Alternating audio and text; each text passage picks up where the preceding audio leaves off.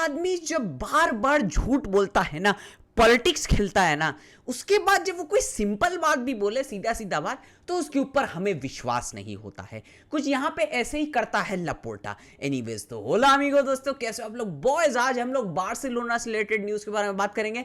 काफी ज्यादा न्यूज है, इधर उधर का सब है बार्सिलोना से रिलेटेड, उसके ऊपर बात करेंगे। एंड हम लोग थोड़ा यहां पे इसाक के बारे में भी बात करेंगे कि उसका क्या चल रहा है, क्योंकि if Liverpool pull this transfer off, my goodness, one of the greatest transfer windows in the history of football for a club हो जाएगा। Anyways boys, let's start with Barcelona। सबसे पहले boys हम लोग को यहाँ पे बात करना होगा कि लापोर्टा यहाँ पे इंटरव्यू में क्या क्या बोलता है। लापोर्टा का एक लंबा चौड़ा यहाँ पे इंटरव्यू हुआ है, उससे काफी ज्यादा चीज पूछा गया यहाँ पे, और उसमें वो काफी ज्यादा चीज यहाँ पे क्लैरिफाई कर देता है हम लोगों को। सबसे पहले तो ये समझ लो बॉयज, उसने एक चीज बिल्कुल क्लैरिफाई कर दिया यहाँ पे कि there will be no more signings in FC Barcelona. तो अब हमारा ट्रांसफर विंडो यहां पे ओवर हो जाता है। साइनिंग के मामले में हो सकता है कुछ यहां पे डिपार्चर्स हो सकता है, बट साइनिंग्स अब और नहीं होगी।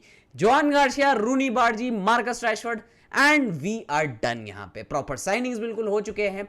एंड अब यहां से हो सकता है कोई प्लेयर यहां पे डिपार्चर पे निकल जाए, हो सकता है कोई छोटा मोटा ट्रांसफर हो जाए, कुछ हो जाए, वो सब अलग है। जैसे ओरियल रोमियो वगैरह है, वो लोग को हटाना है अगर वो लोग का कुछ हो जाए, but apart from that I don't see any more players यहाँ पे कमिंग इन बार्सिलोना। और उसके बाद कोई बहुत बड़ा डिपार्चर भी यहाँ पे नहीं होगा। तो समझ लो बॉयज, अब हमारा यहाँ पे ट्रांसफर विंडो ओवर हो चुका है। जो प्लेयर को आना था आ चुका है।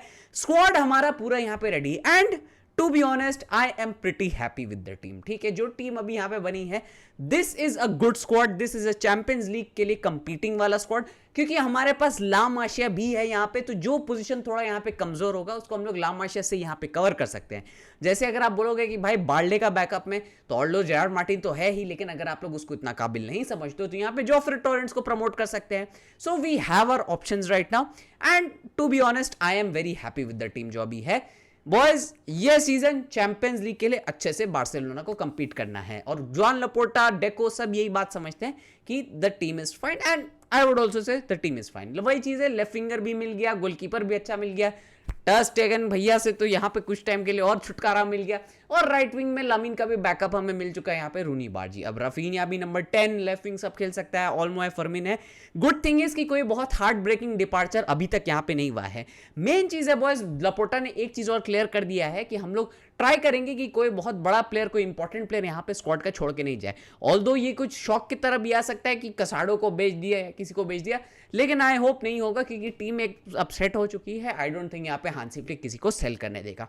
नाउ बॉयज, अब थोड़ा हम लोग यहाँ पे बात कर लेते हैं कि बार्सिलोना का आज जो मैच है वर्सेस विसल कोबे में, उसमें हम लोग को क्या एक्सपेक्ट करना है। तो देखो, मैच तो ऐसे ही फ्रेंडली है, बट द थिंग इज कि यार यहाँ पे बहुत ज्यादा लुकआउट करने को रहेगा। जैसे रूनी बार्जी किस तरीके का खेलता है, रैशफोर्ड कैसे यहाँ पे सेट होता है हांसी फ्लिक के अंदर। उसके बाद फिर बॉयज और भी यहाँ पे जो ला मासिया के प्लेयर्स है, जैसे पेड्रो फर्नांडिस है, ठीक है, उसको हम लोग देखेंगे कि कैसे वो मूव कर रहा है, कैसे खेल रहा है, हो सकता है उसकी जरूरत पड़े हमें सीजन में।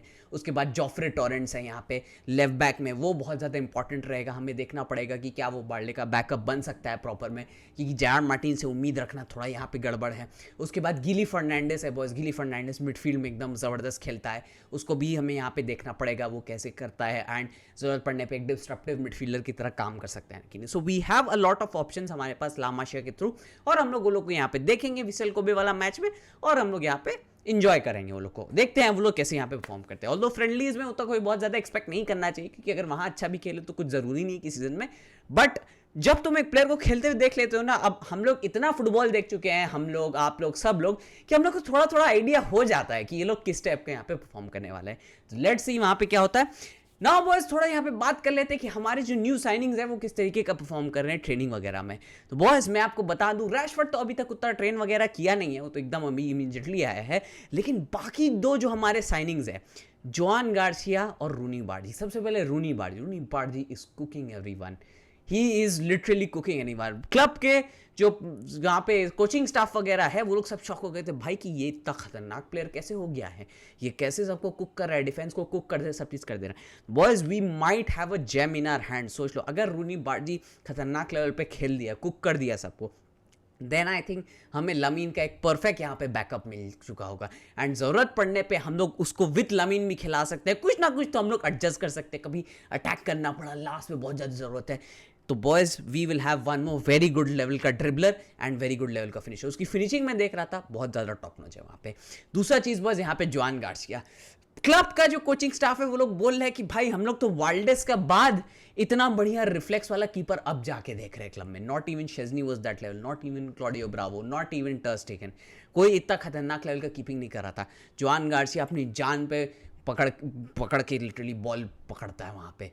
Boys, Joan Garcia is absolutely brilliant in training and hopefully जैसे वो स्पेनियोल में खेल रहा था इतना ज़बरदस्त लेवल का, बार्सिलोना में भी उस लेवल का खेलेगा और हमें यहाँ पे ग्लोरी दिलाएगा। एंड बॉयज, जोआन गार्सिया का यहाँ पे एक और न्यूज़ है कि हो सकता है जोआन गार्सिया को नंबर 1 जर्सी भी दे दिया जाए, क्योंकि टर स्टेगन का ऐसी इतना ड्रामा चल रहा है, उसको लिटरली कैप्टनसी से भी हटाने का बात हो रहा है।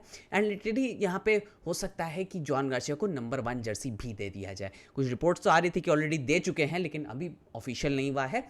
होपफुली इस चीज़ को यहाँ पे बहुत जल्दी कर सकते हैं। नाउ बॉयज, एक थोड़ा रिन्यूअल है जो हमारा बार्सिलोना में होने वाला है, उसके ऊपर बात कर लेते हैं, जो बहुत ही ज़्यादा स्पेकुलेटिव था। वो है यहाँ पे फ्रेंकी डियोंग का रिन्यूअल। जैसे अभी कुंडे का रिन्यूअल ऑलमोस्ट हो गया है, फब्रिजो वगैरह ने सबको रिपोर्ट कर दिया, अभी बस साइनिंग वगैरह बाकी है।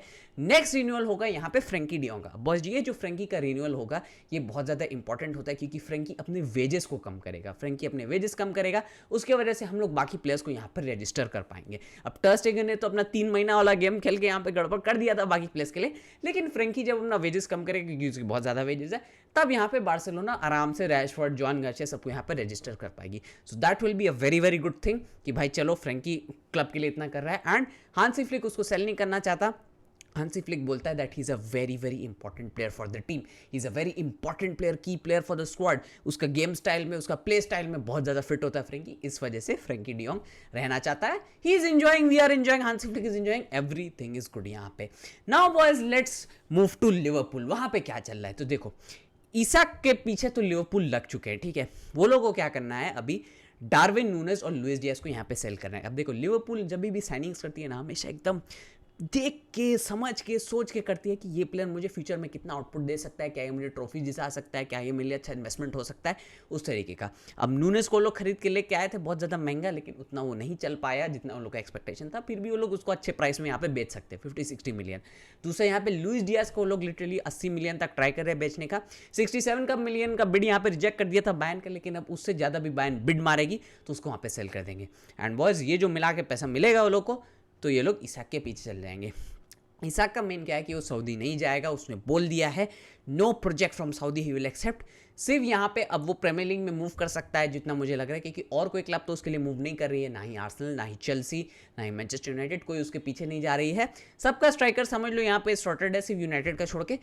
ओनली स्ट्राइकर जो वो लोग को चाहिए, जो लीग में है, वो लोग को चाहिए लिवरपूल को। नाउ ऑलरेडी वो लोग ह्यूगो एकिटिके को लेके आ चुके हैं, but having Isak and Ekitike in the team absolutely brilliant हो सकता है वो पार्टनरशिप, एब्सोल्युटली ब्रिलियंट। तो इस वजह से वो लोग 130-140 मिलियन में कुछ लोग को ट्राई करेंगे इसाक को लाने का, लेकिन अपेरेंटली न्यूकासल 180 मिलियन मांग रही है। 180 million I would say it's too much.